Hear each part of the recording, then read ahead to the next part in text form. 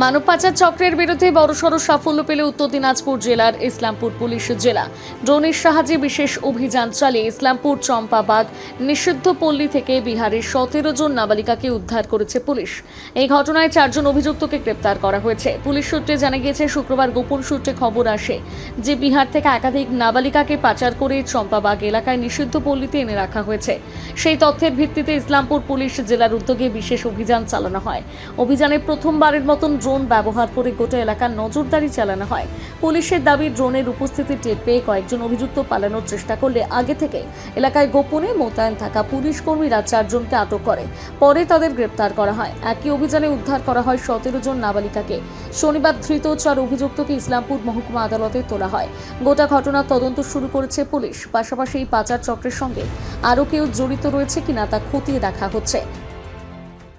আমরা নির্দিষ্ট ইন্টেলিজেন্স পাই যে ইসলামপুর থানা অন্তর্গত চম্পাবাগ নিষিদ্ধ পল্লী এলাকায় বিপুল সংখ্যায় নাবালিক মেয়েদের সঙ্গে যৌন শোষণ করা হচ্ছে। এই ইন্টেলিজেন্স পাওয়ার পর আমরা ইন্টেলিজেন্স উপরে কাজ করি। যখন এটাকে সঠিক পাই তখন আমরা একটা বিশাল পুলিশ অ্যারেঞ্জমেন্ট করি। এই পুলিশ অ্যারেঞ্জমেন্টের মধ্যে একটা রেপিউটেড এনজিও অফিসাররাও ছিল। এই এনজিও আর পুলিশ টিমকে নিয়ে আমরা ওই এলাকাতে কালকে 3 তারিখে বিকেল 5:30 থেকে 7:30 অবধি রেড করি। রেড করার পর আমরা 17 জন নাবালিক মেয়েকে উদ্ধার করি, আর 4 জন যে মানব পাচারকারীরা ছিল তাদেরকে আমরা গ্রেফতার করি। এটা করার পর আমরা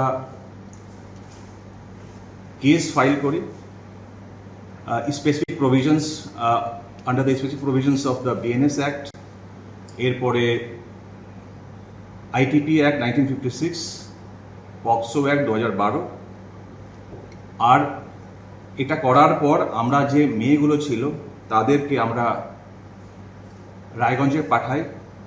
সিডব্লিউসি প্রোডাকশন হওয়ার পর, ওদের মেডিকেল হওয়ার পর, যে ফার্দার যেগুলো লিগ্যাল ফর্ম্যালিটিসগুলো সেটা হবে। আর আমরা 4 জন যারা মানব পাচারিকা ছিল তাদেরকে আমরা কোর্টে ফরওয়ার্ড করি।